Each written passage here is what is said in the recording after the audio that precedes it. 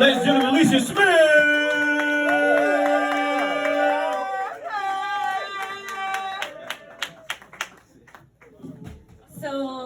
Good, I can't see anyone because the light's in my face. So when Carrington asked me to do this, he said, can you do some stand-up comedy and poetry? And I was like, I'd never done stand-up comedy before. Okay. So I wrote a story to tell you, and then I have some poems. So the poems in this series are kind of about aging. And when we age, we go through different phases. My first phase that I'm going to talk about is like my slutty hoe phase that I recently concluded. Thank you, I'm going up. But you know, I didn't conclude it by choice. I actually had a weird situation happen to me that concluded my hoe phase. So not too long ago, so I moved here 3 years ago, and when I moved here I had a nipple piercing right here. And it was like the light of my life. It was very important to me. It made me feel very sexy. And one day I'm minding my own business, having sex with my boyfriend, and he literally sucks my nipple ring out of my nipple. Sucks it out. So how does one do that? That's insane. Yeah, calm the fuck down. So he took my 20s from me. That's what happened. He sucked that nipple ring out, and there were my 20s. Bye-bye. I don't have them anymore. I'm only 28, but I don't have them anymore. And I know like all you people in the audience are like over 30 are like, it's not fair to make fun of old people because we're not old. But you can't gaslight how my knees feel today.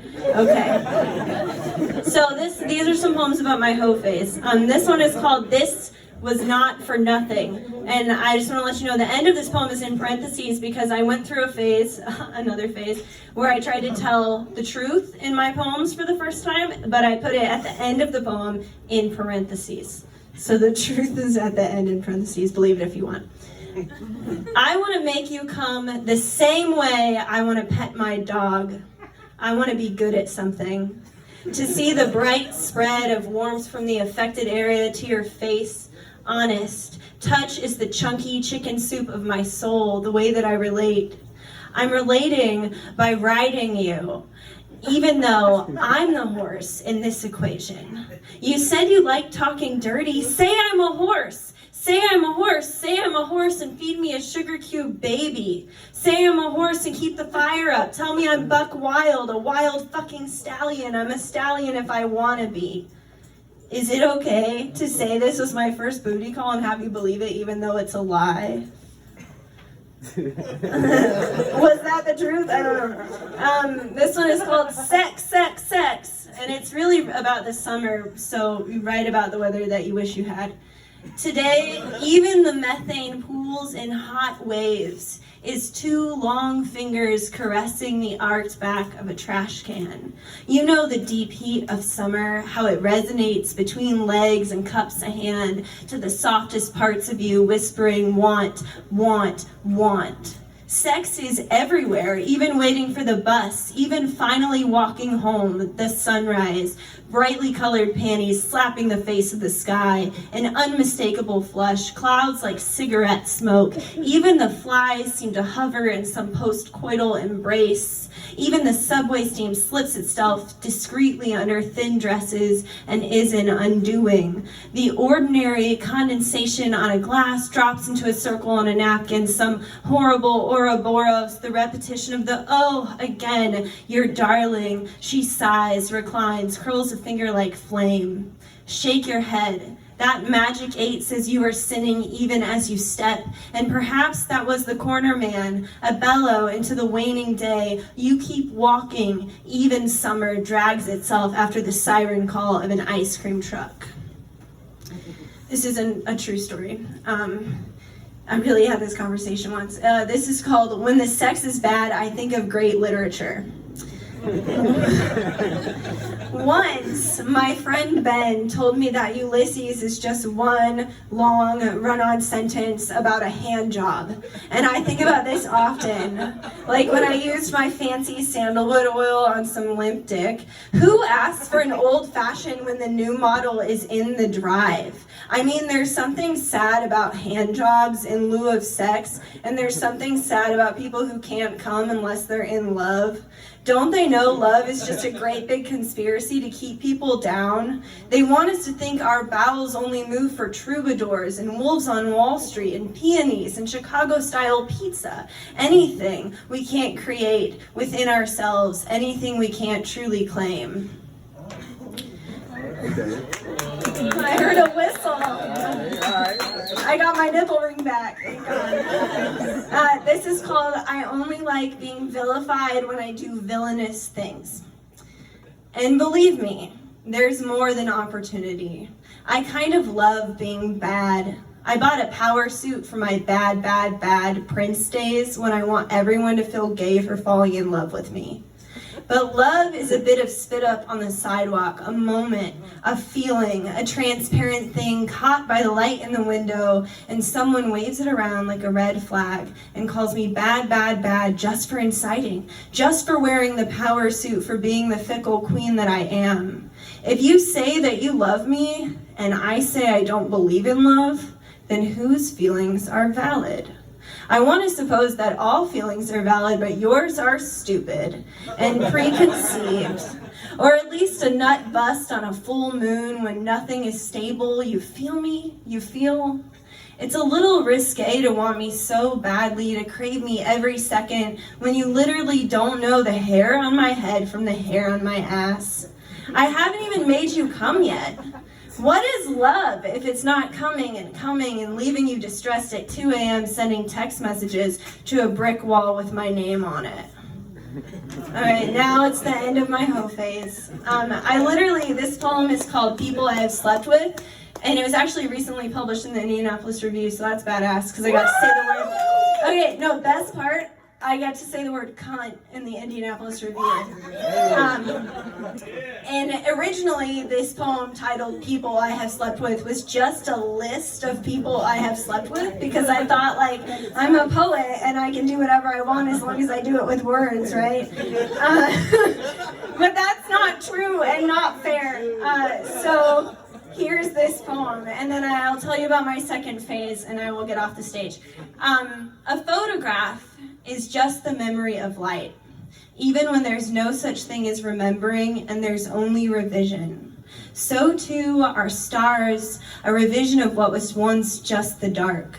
Sex isn't knowing, but it's vision, the way a person takes off their pants, the hop, the sit and tug, no matter, to find softness in the eye of your lover, not the cunt, not the mouth of time.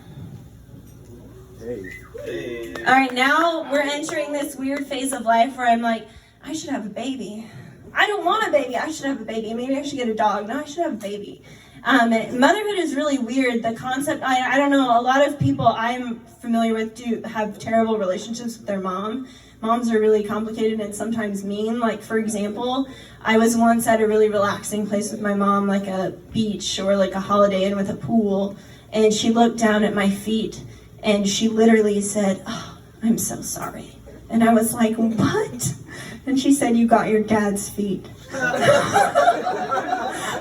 fuck does that mean? I have ugly feet, and my dad has ugly feet, apparently. I don't know, but moms are complicated, and the way we feel about our moms are complicated. So here's some poems about that, and then that's it.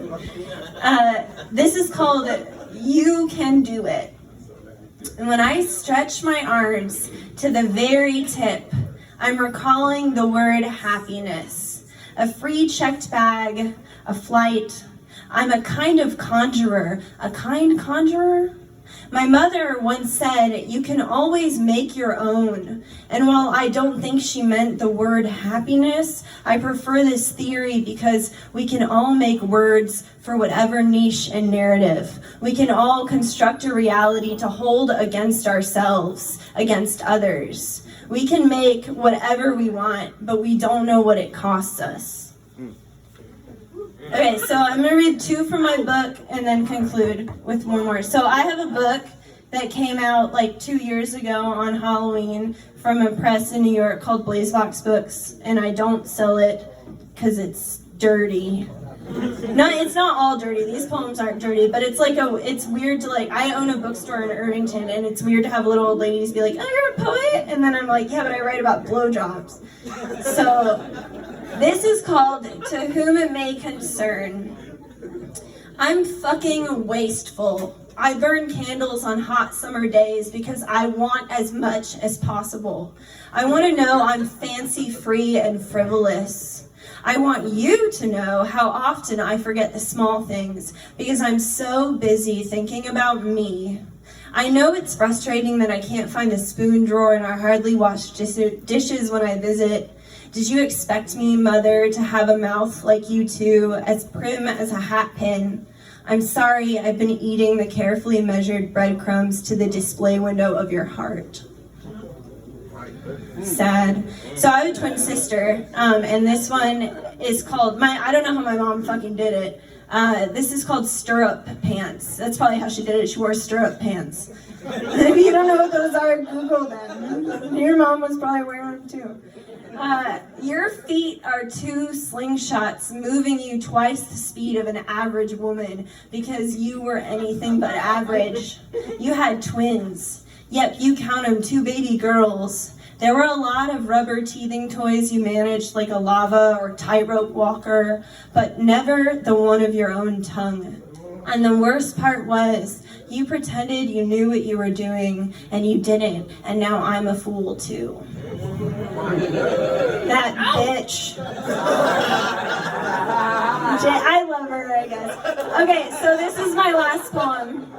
And this is true. This is my favorite thing about myself. You can't fucking tell me anything for my own good. I cannot be told anything for my own good. That's the title. Because I don't believe in goodness. I believe in the full scope of things. I believe in thingness. I believe in objectivity only, in that I am an object to be acted upon, and so are you. And was this upbringing really good for anyone? I mean, do you love your parents? Do you love yourself? Or are you too lighter than air, lighter than the consequences of your own actions?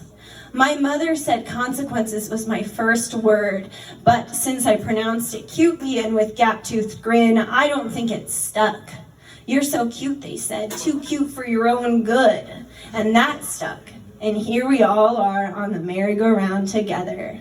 Somehow I ride the horse, and somehow I am also the horse, spinning merciless time into more merciless time, lighter than air, connected to everything at once. Thank you.